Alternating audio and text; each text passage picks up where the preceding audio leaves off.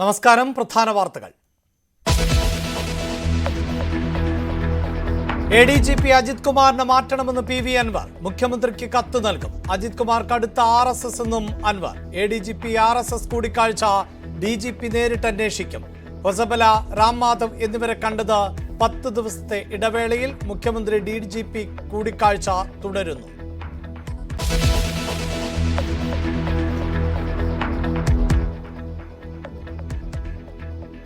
ഭാഗമാണ് ഈ പൂരം കലക്കൽ.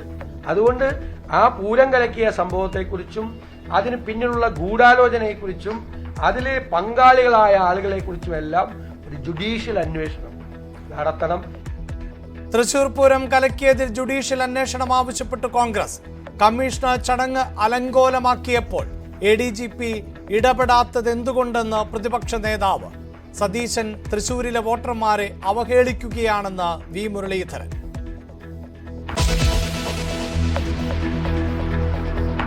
പാർട്ടിയോടിടഞ്ഞ് EP ജയരാജൻ. ചടയൻ ഗോവിന്ദൻ അനുസ്മരണത്തിൽ പങ്കെടുത്തില്ല. പുഷ്പാർച്ചനയിൽ പേരുണ്ടായിട്ടും മാറി നിന്നത് കൺവീനർ സ്ഥാനത്ത് നിന്ന് മാറ്റിയതിൽ പ്രതിഷേധിച്ച ആരോഗ്യ പ്രശ്നങ്ങളുണ്ട് എന്ന് EP വിശദീകരണം.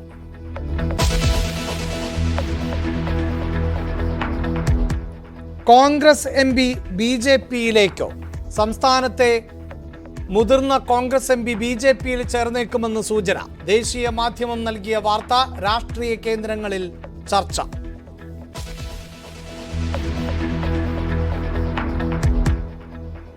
മുകേഷിന്റെ മുൻകൂർ ജാമ്യത്തിനെതിരെ അപ്പീൽ പോകാൻ സർക്കാർ അനുമതിയില്ല. അന്വേഷണ സംഘത്തിന്റെ ആവശ്യം തള്ളി. യുവാവിനെ ലൈംഗികമായി ഉപയോഗിച്ചെന്ന കേസിൽ രഞ്ജിത്തിന് മുൻകൂർ ജാമ്യം. കേസ് ബാംഗ്ലൂരു പോലീസിന് കൈമാറും. ഗൂഢാലോചന നടന്നുവെന്ന പരാതിയിൽ നടൻ നിവിൻ പോളിയുടെ മൊഴി ഇന്നെടുക്കില്ല.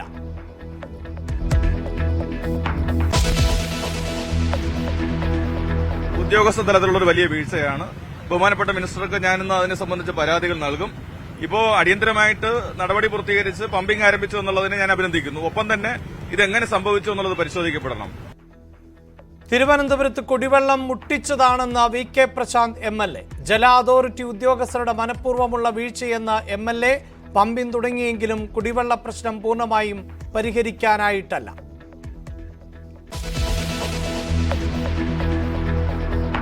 ഏലംകുളം പഞ്ചായത്ത് ഭരണം തിരിച്ചുപിടിച്ച് LDF.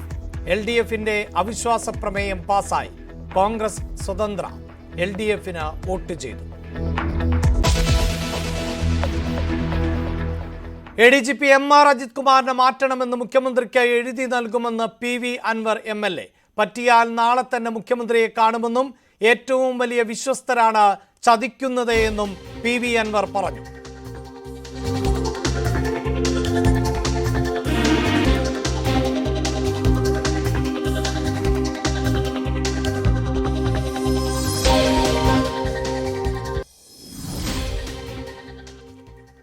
Malappuram SP Sujith Das phone സംഭാഷണം ചോർത്തിയെന്നും PV അൻവർ ആരോപിച്ചു. അരീക്കോട് MSP ക്യാമ്പിലുള്ള ATSന്റെ സംവിധാനം വഴിയാണ് ഫോൺ സംഭാഷണം ചോർത്തിയത് എന്നും PV അൻവർ പറഞ്ഞു. സ്വാഭാവികമായിട്ടും മലപ്പുറം SP സുജിത് ദാസ് അദ്ദേഹത്തിന്റെ നേരിട്ടുള്ള നിയന്ത്രണത്തിലുള്ള ഈ ഇന്റർസെപ്ഷൻ മെഷീനുകൾ അവിടെ സ്ഥാപിച്ച അന്ന് തൊട്ട് ഞാൻ ഈ പറയുന്ന ഈ നിമിഷം വരെ 3 ആളുകളാണ് അതിൽ വർക്ക് ചെയ്യുന്നത്. ആ 3 ആളുകൾക്ക് വലിയൊരു മാറ്റം വന്നിട്ടില്ല. ആരെ ഫോണും ചോർത്താന്ന്. കോടികൾ മുടക്കിയ ATSന്റെ ഇന്റർസെപ്റ്റ് ചെയ്യുന്ന ടെലികമ്മ്യൂണിക്കേഷൻ സിസ്റ്റം ഇവിടുന്ന് ഈ ചങ്ങാതി ഹൈദരാബാദിലേക്ക് പോയല്ലോ.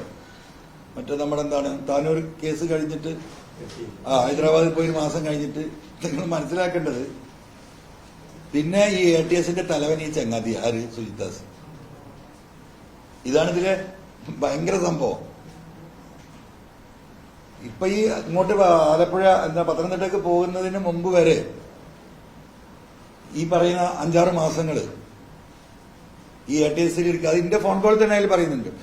സാറേ ഞാനൊന്നും ചെയ്തില്ല, ഞാൻ ഇവിടുന്ന് പോയി ഹൈദരാബാദിൽ പോയി പിന്നെ വന്ന് ഞാൻ ആ ATSന്റെ മൂലക്കിൽ ഇങ്ങനെ ഇരിക്കുകയായിരുന്നു. അതിന്റെ ഇടയിൽ ഞാൻ 3 മാവോയിസ്റ്റുകളെയും പിടിച്ചു കൊടുത്തു. എന്റെ ഫോൺ കോൾ നിങ്ങൾക്ക് കേൾക്കാം. ഈ ചങ്ങാതിയായിരുന്നു ഈ പറയുന്ന ATS ഇന്റലിജൻസ് നമ്മുടെ സ്റ്റേറ്റിന്റെ ഹെഡ്. ADGP RSS നേതാവിനെ കണ്ടത് വിശദമായി അന്വേഷിക്കാൻ സർക്കാർ. DGP നേരിട്ടാണ് അന്വേഷണം നടത്തുക. വീഴ്ചയുണ്ടെങ്കിൽ ADGPക്കെതിരെ നടപടിയുണ്ടാകും. അതേസമയം ADGP അജിത് കുമാർ 2 RSS നേതാക്കളെ കണ്ടത് തൊട്ടടുത്ത ദിവസങ്ങളിൽ ആയാണ്. ദത്താത്രേയയെ കണ്ടത് 2023 മെയ് 22-നും രാമാധവുമായുള്ള കൂടിക്കാഴ്ച 2023 ജൂൺ 2-നുമായിരുന്നു.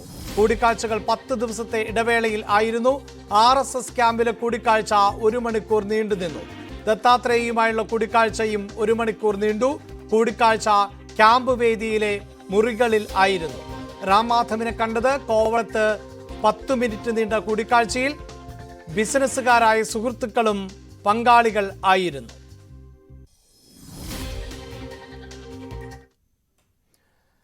ശബരിമലയിൽ ADGP അജിത് കുമാർ അമിതാധികാരം പ്രയോഗിക്കുന്നുവെന്ന് വിമർശനം. ആരോപണം ഇന്റലിജൻസ് റിപ്പോർട്ടിൽ ആണുള്ളത്. ദേവസ്വം ബോർഡിന്റെ അധികാരത്തിൽ കടന്നുകയറി. പ്രത്യേക താൽപര്യത്തിൽ ഉദ്യോഗസ്ഥരെയും പോലീസുകാരെയും നിയോഗിച്ചു. പമ്പയിലെ പാർക്കിംഗ് ADGPയുടെ പ്രത്യേക നിയന്ത്രണത്തിൽ ആക്കി. ദേവസ്വം പ്രസിഡന്റുമായുള്ള കൂടിക്കാഴ്ചയിൽ അസുഖകരമായി പെരുമാറി എന്നും റിപ്പോർട്ടിൽ വിമർശനമുണ്ട്. മുഖ്യമന്ത്രിയുമായി DGP കൂടിക്കാഴ്ച നടത്തുകയാണ്. മുഖ്യമന്ത്രിയുടെ ഓഫീസിലാണ് കൂടിക്കാഴ്ച. ഇന്റലിജൻസ് ADGP മനോജ് എബ്രഹാമും കൂടിക്കാഴ്ചയിൽ പങ്കെടുക്കുന്നുണ്ട്.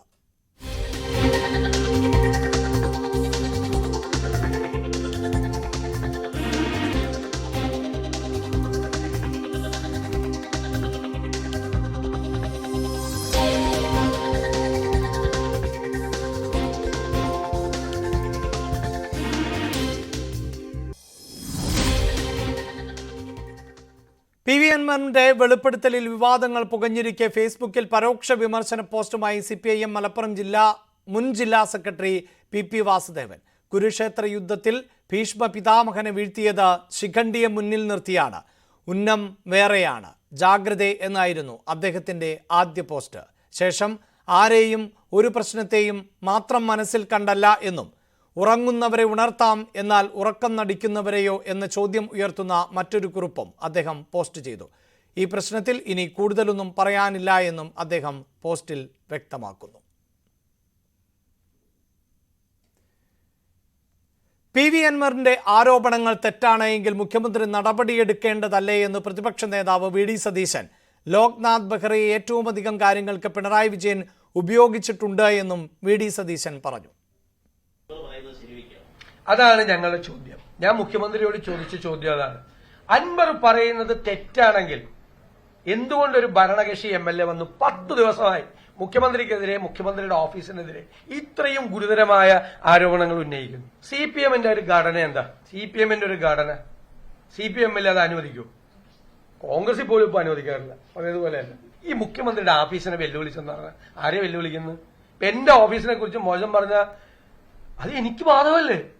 മാത്രമല്ല, മുഖ്യമന്ത്രിയുടെ ഓഫീസ് എപ്പോഴും വിവാദത്തില.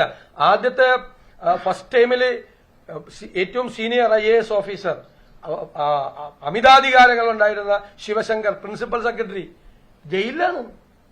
ഇപ്പൊ രണ്ടാമത്തെ ഇതിലും സ്വർണത്തിനെ പറ്റിയും സ്വർണം പൊട്ടിക്കലിനെ പറ്റിയും ഒക്കെ ആരോപണം. സ്വർണ്ണക്കള്ളക്കടത്തുമായി, സ്വർണം പൊട്ടിക്കലുമായി, സ്വർണ്ണക്കള്ളക്കടത്തുമായി ബന്ധപ്പെട്ട 2 കൊലപാതകങ്ങളുമായി മുഖ്യമന്ത്രിയുടെ ഓഫീസിലെ കോക്കസിന് ബന്ധമുണ്ട് എന്നൊരു ഭരണകക്ഷി MLA വന്ന് സംസാരിച്ചിട്ട് അത് തെറ്റാണെങ്കിൽ അയാൾക്കെതിരെ നടപടി എടുക്കണ്ടേ? ലോക്നാഥ് ബെഹ്റ എത്ര അടുത്ത ഉദ്യോഗസ്ഥനായിരുന്നു അദ്ദേഹം. റിട്ടയർ ചെയ്തിട്ട് അദ്ദേഹത്തിന് ഒരു സ്ഥലം കൊടുത്തു. അദ്ദേഹം ഏറ്റവും കൂടുതൽ കാര്യങ്ങൾക്ക് ഉപയോഗിച്ചിട്ടുള്ള ഒരാളാണ് ലോക്നാഥ് ബെഹ്റ. കാരണം ലോക്നാഥ് ബെഹ്റ എന്ന് പറയുന്ന ആൾക്ക് അദ്ദേഹത്തിന് സെന്ററിൽ നല്ല പിടിപാടുണ്ട്. തൃശൂർ പൂരം കലക്കലിൽ ജുഡീഷ്യൽ അന്വേഷണം വേണമെന്ന് പ്രതിപക്ഷ നേതാവ് VD സതീശൻ ആവശ്യപ്പെട്ടു. കമ്മീഷൻ ചടങ്ങ് അലങ്കോലമാക്കിയപ്പോൾ എന്തുകൊണ്ട് ADGP ഇടപെട്ടില്ല? ADGP മുഖ്യമന്ത്രിയുടെ ദൂതൻ എന്ന തന്റെ ആരോപണം സത്യമെന്ന് തെളിഞ്ഞു. അക്കൗണ്ട് തുറക്കാൻ സഹായിക്കണമെന്നായിരുന്നു വാഗ്ദാനമെന്നും VD സതീശൻ പറഞ്ഞു. തൃശ്ശൂരിൽ ജയിപ്പിക്കാൻ വേണ്ടി നടത്തിയ വലിയ ഗൂഢാലോചനയുടെ ഭാഗമാണ് ഈ പൂരം കലക്കൽ. അതുകൊണ്ട് ആ പൂരം കലക്കിയ സംഭവത്തെക്കുറിച്ചും അതിന് പിന്നിലുള്ള ഗൂഢാലോചനയെക്കുറിച്ചും അതിലെ പങ്കാളികളായ ആളുകളെക്കുറിച്ചും എല്ലാം ഒരു ജുഡീഷ്യൽ അന്വേഷണം നടത്തണം എന്ന് കേരളത്തിൽ UDF ആവശ്യപ്പെടുകയാണ്, പ്രതിപക്ഷം ആവശ്യപ്പെടുകയാണ്. കേരളത്തിൽ BJPക്ക് ഒരു അക്കൗണ്ട് ഓപ്പൺ ചെയ്യാൻ വേണ്ടിയിട്ടുള്ള എല്ലാ സഹായവും ചെയ്തു തരാം എന്നായിരുന്ന സന്ദേശം. അതിന് പകരം ഞങ്ങളെ ഉപദ്രവിക്കരുതെന്നായിരുന്നു പകരമുള്ള ഡിമാൻഡ്. അതിനെ തുടർന്നാണ് പിന്നീട് അതിന് സഹായകരമായ പല നിലപാടുകളെടുത്തത്. പൂരം കലക്കാൻ വേണ്ടി നടത്തിയ ഒരു ഗൂഢാലോചന അത് വളരെ വ്യക്തമാണ്. കാരണം ഗവൺമെന്റിന്റെ ഡിഫൻസ് സിറ്റി പോലീസ് കമ്മീഷണറാണ് അഴിഞ്ഞാടിയിട്ടാണ് അത് ഡിസ്റപ്റ്റ് ചെയ്തത്, കലക്കിയതെന്ന് അദ്ദേഹത്തെ മാറ്റി ഞങ്ങളുടെ ജോലി കഴിഞ്ഞു എന്നാണ്.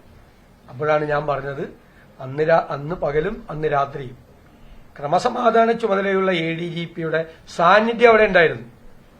അപ്പോൾ രാവിലെ 11 മണി മുതൽ പിറ്റേ ദിവസം രാവിലെ 7 മണി വരെ കമ്മീഷണർ റാങ്കിലുള്ള ഒരു ഉദ്യോഗസ്ഥന് അഴിഞ്ഞാടുമ്പോൾ അയാളോട് നോ പറയാൻ ഹൈറാർക്കിയിൽ അതിനേക്കാൾ ഉയർന്ന സ്ഥാനത്തുള്ള ഈ ADGP അവിടെ ഉണ്ടായിരുന്നില്ലേ? മുഖ്യമന്ത്രി പിണറായി വിജയനെതിരായ പ്രതിഷേധം കടുപ്പിച്ച് പ്രതിപക്ഷം. മുഖ്യമന്ത്രിയുടെ രാജി ആവശ്യപ്പെട്ട് യുവമോർച്ച നടത്തിയ മാർച്ചിൽ സംഘർഷം. പ്രവർത്തകരെ പിരിച്ചുവിടാൻ പോലീസ് 5 തവണ ജലപീരങ്കി പ്രയോഗിച്ചു. പോലീസും പ്രവർത്തകരും തമ്മിൽ ഉന്തും തള്ളും ഉണ്ടായി. തുടർന്ന് സെക്രട്ടേറിയറ്റിന് പുറത്ത് MG റോഡിൽ പ്രവർത്തകർ ഇരുന്ന് പ്രതിഷേധിച്ചു. ജലപീരങ്കി പ്രയോഗിക്കുമ്പോൾ വീണ് പരിക്കേറ്റ പ്രവർത്തകരെ ആശുപത്രിയിലേക്ക് മാറ്റി.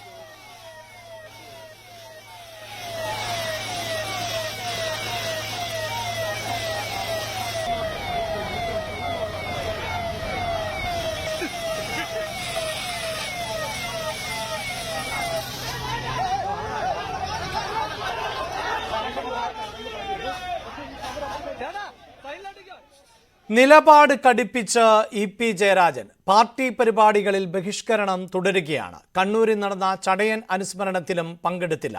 ചടയൻ ദിനാചരണത്തിൽ EP ജയരാജൻ പങ്കെടുക്കാതിരുന്നത് ആരോഗ്യ പ്രശ്നം കാരണം എന്നാണ് CPIM കണ്ണൂർ ജില്ലാ സെക്രട്ടറി MV ജയരാജൻ പറഞ്ഞത്. EP ജയരാജൻ ചികിത്സയിലാണ്. അപ്പൊ രാവിലെ വീട്ടിൽ പോയാൽ നിങ്ങൾക്ക് അദ്ദേഹത്തെ കാണാം. ഏതെങ്കിലും അതിർത്തി കൊണ്ടൊന്നും അല്ലല്ലേ?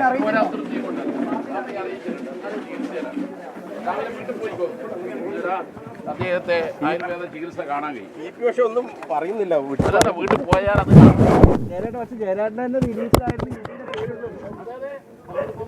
ചികിത്സയിലാണ് കഴിഞ്ഞ ദിവസം ആയുർവേദ ചികിത്സ തുടങ്ങിയത്. പാർട്ടിയിൽ നിന്ന് അഹിതമായത് സംഭവിക്കുമ്പോഴുള്ള നീരസവും നിസ്സഹകരണവും EP ജയരാജന്റെ രാഷ്ട്രീയ ചരിത്രത്തിൽ പുതുമയുള്ളതല്ല. നേരത്തെയും പലതവണ പാർട്ടിയിൽ നിന്ന് ഓരോ തവണ അദ്ദേഹത്തിന് ഇഷ്ടമില്ലാത്ത കാര്യങ്ങൾ സംഭവിക്കുമ്പോഴും അദ്ദേഹം ഇത്തരത്തിൽ പാർട്ടി പരിപാടികളിൽ നിന്ന് വിട്ടുനിൽക്കാറുണ്ട്. ഏറ്റവും ഒടുവിൽ ഈ അദ്ദേഹത്തിനെതിരെ നടപടിയെടുത്ത സംസ്ഥാന സമിതി യോഗത്തിൽ പോലും പങ്കെടുക്കാതെയാണ് സെക്രട്ടറി യോഗത്തിന് ശേഷം അദ്ദേഹം കണ്ണൂരിലേക്ക് പോയത്.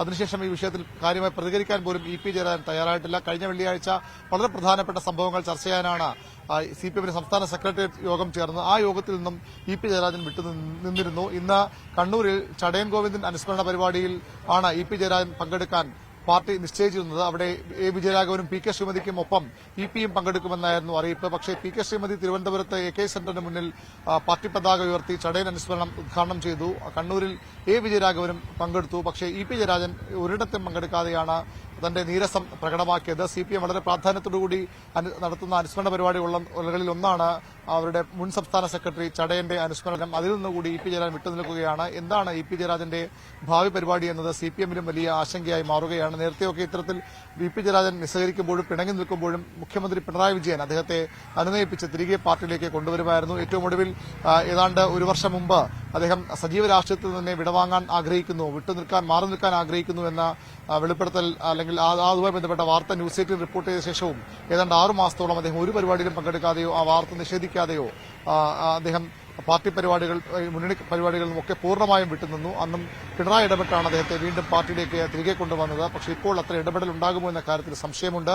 EP ജയരാജനെതിരെ അദ്ദേഹത്തെ മുന്നണി കൺവീനർ സ്ഥാനത്ത് മാറ്റിയെന്നൊഴിച്ചാൽ ഒരു സംഘടനാ നടപടിയും പ്രകാശ് ജാവ്ദേക്കറെ കണ്ടതിന്റെ പേരിലോ അല്ലെങ്കിൽ പാർട്ടി മുന്നണി പരിപാടികളിൽ പങ്കെടുക്കാതെ വീഴ്ച വരുത്തിയതിന്റെ പേരിലോ CPM സംഘടനാപരമായി കൈക്കൊണ്ടിട്ടില്ല. മുന്നണി കൺവീനർ സ്ഥാനത്ത് മാറ്റുക മാത്രമാണ് ചെയ്തത്. പക്ഷേ ഈ രീതിയിലുള്ള നിസ്സഹകരണം തുടർന്നാൽ CPM ഒരുപക്ഷെ കടുത്ത നടപടികളിലേക്ക് പോയേക്കും. മാത്രമല്ല P ജയരാജൻ EP-ക്കെതിരെ പാർട്ടി സംസ്ഥാന സമിതിക്ക് മുമ്പാകെ ഉന്നയിച്ച പരാതിയും പാർട്ടിയുടെ പരിഗണനയിലാണ്. ഏതായാലും EP ജയരാജൻ ഉടനൊന്നും പാർട്ടി പരിപാടിയിൽ പങ്കെടുക്കാനോ അല്ലെങ്കിൽ ഈ നിസ്സഹകരണം അവസാനിപ്പിക്കാനോ തീരുമാനമെടുത്തിട്ടില്ല എന്നാണ് അറിയാൻ കഴിയുന്നത്. കേരളത്തിൽ നിന്നുള്ള മുതിർന്ന കോൺഗ്രസ് നേതാവായ MB BJP-യിലേക്ക്. ദേശീയ ദിനപത്രമായ ദി ഇന്ത്യൻ എക്സ്പ്രസ് ആണ് BJP സോഴ്സ് ഉദ്ധരിച്ച വാർത്ത പുറത്തുവിട്ടിട്ടുള്ളത്. മുതിർന്ന നേതാവായ MB എന്നതിന് അപ്പുറം നേതാവാര് എന്ന് വാർത്തയിൽ സൂചിപ്പിക്കുന്നില്ല. ഈ നേതാവ് പാർട്ടിയിൽ ചേരാൻ താൽപര്യം അറിയിച്ച് BJP നേതൃത്വത്തെ സമീപിക്കുകയായിരുന്നു. എന്നാൽ BJPയിലെ പല നേതാക്കൾക്കും ഈ കോൺഗ്രസ് നേതാവിനെ സംബന്ധിച്ച് വിയോജിപ്പ് ഉണ്ട് എന്നും വാർത്തയിൽ പറയുന്നു. ഏതെങ്കിലും തരത്തിൽ സ്ഥിരീകരണമുള്ള ഒരു വാർത്തയല്ലിത്. പക്ഷേ ദേശീയ ദിനപത്രമായ ദ ന്യൂ ഇന്ത്യൻ എക്സ്പ്രസ് ആണ് ഈ വാർത്ത റിപ്പോർട്ട് ചെയ്തിരിക്കുന്നത്. BJP സോഴ്സുകളെ ഉദ്ധരിച്ചുകൊണ്ടാണ് കേരളത്തിൽ നിന്നുള്ള മുതിർന്ന കോൺഗ്രസ് നേതാവും MPയുമായ ഒരാൾ BJPയിലേക്ക് പോകുന്നു. അയാൾ താല്പര്യം പ്രകടിപ്പിച്ചിട്ടുണ്ട്. BJP അക്കാര്യത്തിൽ ഉടൻ തന്നെ തീരുമാനം എടുക്കും എന്നുള്ള വാർത്ത പുറത്തുവിട്ടിരിക്കുന്നത്. അങ്ങനെ ഒരു ദേശീയ ദിനപത്രം പുറത്തുവിട്ട വാർത്ത എന്ന നിലയിലാണ് സ്വാഭാവികമായും ഇത് ഏത് MPയാണ് എന്ന തരത്തിലേക്കുള്ള ചർച്ചകളൊക്കെ ഉയർന്നത്. വാർത്തയിൽ ഇത്രയും വിഷയങ്ങളാണ് പറയുന്നത്. കേരളത്തിൽ CPMഉം BJPയും തമ്മിലുള്ള സംഘപരിവാർ സംഘടനകളും തമ്മിലുള്ള ബന്ധത്തെ സംബന്ധിച്ച ആരോപണങ്ങൾ നിലനിൽക്കെ കോൺഗ്രസിൻ്റെ ഒരു മുതിർന്ന നേതാവ് ഒരു MP BJPയിലേക്ക് ചേരാൻ താല്പര്യം പ്രകടിപ്പിച്ചിട്ടുണ്ട്. പക്ഷേ ഈ MPയെ സംബന്ധിച്ച് BJPയിലെ പല നേതാക്കൾക്കും വിയോജിപ്പുണ്ട്. എന്നാൽ അടുത്ത നിയമസഭാ തെരഞ്ഞെടുപ്പ് വരുമ്പോൾ കോൺഗ്രസിൻ്റെ ഒരു പ്രധാനപ്പെട്ട MP BJPയിലേക്ക് എത്തുന്നത് BJPക്ക് ഗുണകരമാകും എന്ന വിലയിരുത്തലുണ്ട്. ഇതിൻ്റെയൊക്കെ അടിസ്ഥാനത്തിലാവും തീരുമാനം എടുക്കുക എന്നുള്ളതാണ് ഈ വാർത്ത. എന്നാൽ ഇത് ഏത് MPയാണ് എന്ന സംബന്ധിച്ച് ഏതെങ്കിലും തരത്തിൽ വാർത്തയിൽ സൂചനകൾ നൽകുന്നില്ല. മുതിർന്ന കോൺഗ്രസ് നേതാവ് MP എന്ന് പറഞ്ഞാൽ തിരുവനന്തപുരം MP മുതൽ കാസർഗോഡ് MP വരെയുള്ള കോൺഗ്രസിൻ്റെ മഹാഭൂരിപക്ഷം വരുന്ന MPമാരും ഒന്നിലേറെ തവണ MPമാരായിരുന്നവരും കോൺഗ്രസിൻ്റെ തലമുതിർന്ന നേതാക്കളുമൊക്കെയാണ് ഭൂരിപക്ഷം പേരും. അതുകൊണ്ട് ആരുടെ പേരും കടന്നു വരാൻ സാധ്യതയുണ്ട്. പലരുടെ പേരുകളും പല സമൂഹ മാധ്യമങ്ങളിലടക്കം പ്രചരിക്കുന്നുമുണ്ട്. എന്നാൽ അത്തരത്തിൽ ഏതെങ്കിലും തരത്തിൽ ഏതെങ്കിലും ഒരു നേതാവ് BJPയുമായി അത്തരത്തിൽ ചർച്ച നടത്തിയതായിട്ടുള്ള സ്ഥിരീകരണം എന്തായാലും നമുക്ക് ലഭിച്ചിട്ടില്ല. പക്ഷേ ഒരു ദേശീയ ദിനപത്രം BJP സോഴ്സുകളെ തന്നെ ഉദ്ധരിച്ചുകൊണ്ടാണ് ഇങ്ങനെ ഒരു വാർത്ത റിപ്പോർട്ട് ചെയ്തിരിക്കുന്നത്. അതുകൊണ്ട് തന്നെ ആ വാർത്തയ്ക്ക് ആ തരത്തിലേക്കുള്ള ചില പ്രാധാന്യം കൂടിയുണ്ട്. അങ്ങനെ ഒരു ചർച്ച ഉണ്ടായോ? പക്ഷേ ഇത് ഇലക്ഷൻ കഴിഞ്ഞ ശേഷമാണ്. തെരഞ്ഞെടുപ്പ് മുമ്പ് ഇങ്ങനെയുള്ള വാർത്തകൾ സജീവമായി തന്നെ നിരന്തരം വന്നുകൊണ്ടിരുന്നു. പക്ഷേ തെരഞ്ഞെടുപ്പ് കഴിഞ്ഞു. തെരഞ്ഞെടുപ്പിന് ശേഷം എന്തുകൊണ്ടാണ് ഇങ്ങനെ ഒരു വാർത്ത വരുന്നത് എന്നുള്ള ന്യായമായ സംശയം കൂടിയുണ്ട്. പക്ഷേ BJPയാണ് പാർട്ടി. BJP പലപ്പോഴും മറ്റു പാർട്ടികളിൽ നിന്ന് പലതരത്തിലെ അവിടുത്തെ നേതാക്കന്മാരെ പല സമയങ്ങളിലായി സ്വന്തം പാളയത്തിലെത്തിക്കുന്നതിൽ വൈദഗ്ധ്യം ഉള്ള ഒരു പാർട്ടി കൂടിയാണ്. അത്തരത്തിലേക്കുള്ള നീക്കം BJP സ്ഥിരമായി നടത്തുന്ന ഒരു പാർട്ടി കൂടിയാണ്. അതുകൊണ്ട് തെരഞ്ഞെടുപ്പ് കഴിഞ്ഞാലും അത്തരമൊരു നീക്കം നമുക്ക് പൂർണ്ണമായും തള്ളിക്കളയാൻ കഴിയില്ല. പക്ഷേ ഇത് ആരാണെന്നോ അങ്ങനെ ഒരു ചർച്ച നടന്നതോ സംബന്ധിച്ച് എന്തായാലും ന്യൂസ് 18 അങ്ങനെ ഒരു സ്ഥിരീകരണം ഇല്ല. മാധ്യമങ്ങളിൽ നൽകുന്ന എല്ലാ വാർത്തകളിലും പ്രതികരിക്കാനാവില്ല എന്നായിരുന്നു പ്രതിപക്ഷ നേതാവ് VD സതീശൻ പറഞ്ഞത്. കോൺഗ്രസിൽ നിന്ന് ഒരു MP BJPയിലേക്ക് പോകുന്നത് സംബന്ധിച്ച ചോദ്യത്തിനായിരുന്നു പ്രതികരണം. അങ്ങനെ മാധ്യമങ്ങളിൽ വരുന്ന എല്ലാ വാർത്തയ്ക്കും നമുക്ക് മറുപടി പറയാൻ പറ്റുമോ? എനിക്കറിയില്ല. ഞാനിപ്പോഴാണ് കേൾക്കുന്നത്. നോക്കാം നമുക്ക് എന്താണ്. കേരളത്തിൽ നിന്നുള്ള മുതിർന്ന കോൺഗ്രസ് നേതാവായ MP BJPയിലേക്ക് എന്നത് വ്യാജ വാർത്തയെന്ന് K മുരളീധരൻ പറഞ്ഞു. ഇന്ന് ഇന്ത്യൻ എക്സ്പ്രസ്സിൽ അങ്ങനെ ഒരു വാർത്ത കണ്ടു. പക്ഷേ ഞാൻ ചോദിക്കുന്നത് അതൊരു ഫേക്ക് ന്യൂസാന്ന് അറിയാൻ വലിയ കാര്യമായിട്ടൊന്നും പോകണ്ട. കാരണം 2014 2019 നടന്ന തെരഞ്ഞെടുപ്പുകളിൽ ഒരു നിരാശയായിരുന്നു ഫലം. അന്നാരും പോയിട്ടില്ല. എന്നാൽ 2024 റിസൾട്ട് ഒരു പ്രത്യാശയുടെ റിസൾട്ടാണ്. അപ്പം നിരാശയുടെ സമയത്ത് പോവാത്ത ഒരാൾ പ്രത്യാശയുടെ സമയത്ത് പോവും. ഞാൻ അത്രയേ പറയുന്നുള്ളൂ. നമുക്കൊരു ലോജിക്കുണ്ടല്ലോ. നിരാശയുള്ള സമയത്ത് ഇനി പാർട്ടി രക്ഷപ്പെടില്ല, ഈ മുന്നണി രക്ഷപ്പെടില്ല എന്ന് പറഞ്ഞിട്ട് പോകാൻ ചാൻസ് ഉണ്ടായിരുന്നു. പക്ഷെ അന്ന് ആരും പോയില്ലല്ലോ. പക്ഷെ ഇപ്പോഴങ്ങനെയല്ല. അയോധ്യ ഉൾപ്പെടെ വന്ന മാറ്റം, UPയിലെ മാറ്റം, ഹരിയാനയിലെ BJPയുടെ തമ്മിലടി, ഇങ്ങനെയൊക്കെ ഒരു ഘട്ടത്തിൽ ആരാണ് ഇപ്പം BJPയിലേക്ക് ഇതുവരെ പോകാത്ത ഒരാൾ? ഇടവേള.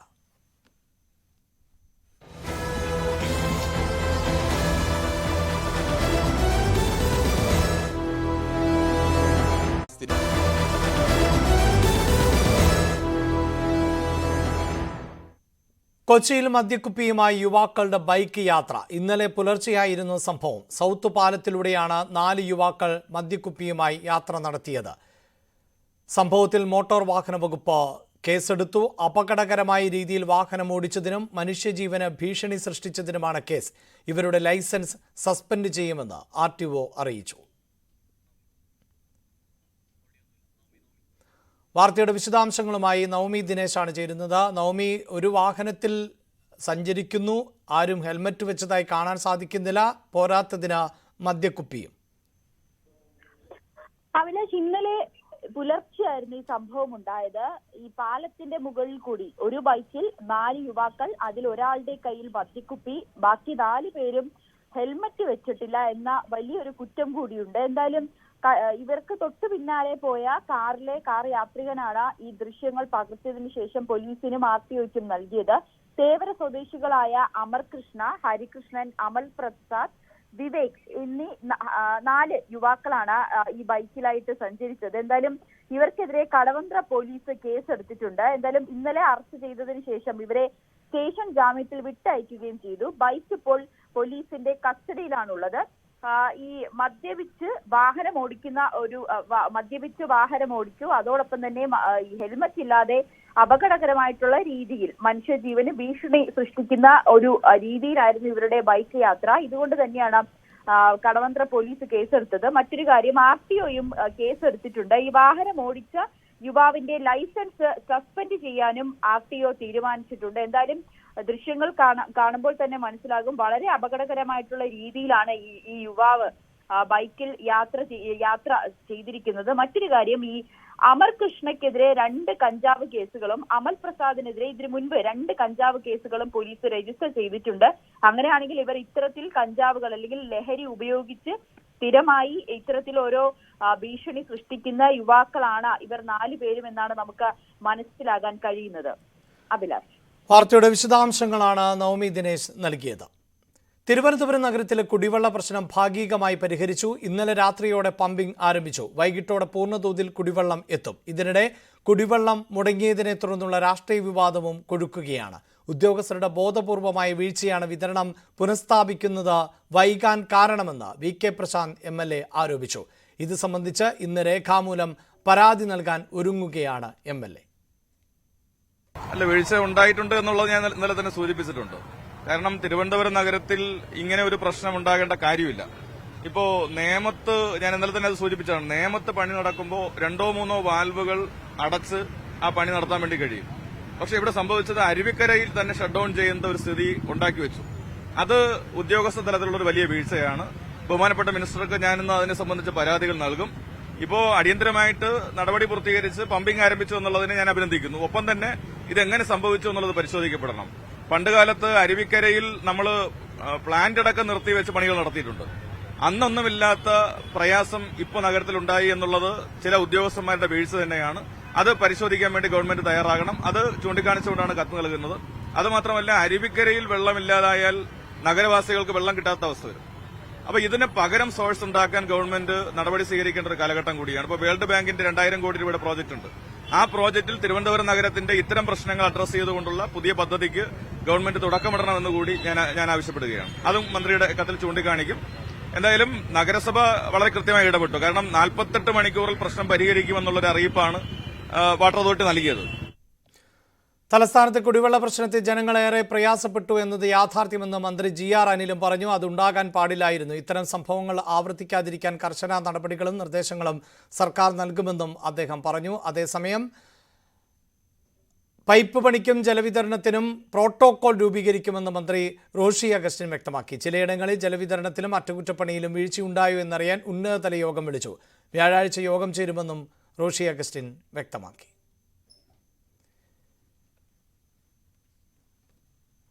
യുവാവിനെ ലൈംഗികമായി ഉപയോഗിച്ചുവെന്ന കേസിൽ സംവിധായകൻ രഞ്ജിത്തിന് മുൻകൂർ ജാമ്യം. 30 ദിവസത്തേക്കാണ് ജാമ്യം അനുവദിച്ചത്. കോഴിക്കോട് മാങ്കാവ് സ്വദേശിയായ യുവാവിന്റെ പരാതിയിലുള്ള കേസിലാണ് മുൻകൂർ ജാമ്യം. അതിക്രമം നടന്നത് ബാംഗ്ലൂരുവിൽ ആയതിനാൽ അവിടേക്ക് കേസ് കൈമാറുന്നതായി പോലീസ് കോടതിയെ അറിയിച്ചു.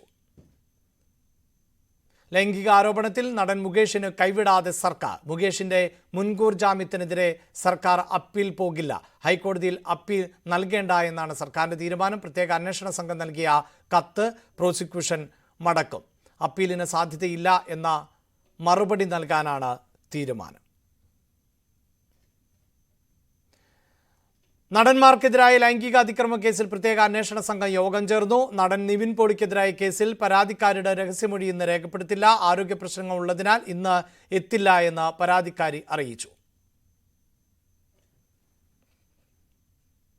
ഏലംകുളം പഞ്ചായത്ത് ഭരണം UDFന് നഷ്ടമായി.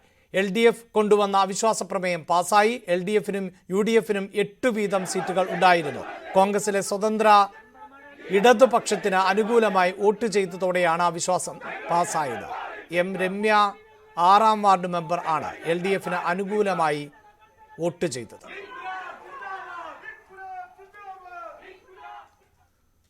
സ്വർണ്ണവെള്ളി നിരക്കുകൾ. കവിത ഗോൾഡ് ആൻഡ് ഡയമണ്ട്സ് ഇന്നത്തെ സ്വർണം വെള്ളി നിരക്കുകൾ നിങ്ങൾക്കായി സമർപ്പിക്കുന്നത് Wedding collections from Kavita Gold and Diamonds. സ്വർണം ഗ്രാമിന് 6680 രൂപ, പവൻ 53440. 18 ക്യാരറ്റ് ഗ്രാമിന് 5540, പവൻ 44320. വെള്ളി ഗ്രാമിന് 89, കിലോ 89,000 രൂപ. കവിത ഗോൾഡ് ആൻഡ് ഡയമണ്ട്സ് ഇന്നത്തെ സ്വർണം വെള്ളി നിരക്കുകൾ നിങ്ങൾക്കായി സമർപ്പിക്കുന്നത്. Wedding collections from Kavita Gold and Diamonds. News updates പൂർണ്ണമാവുകയാണ്. ഇനി ഞാനുണ്ട് ചോദിക്കാൻ കാണാം.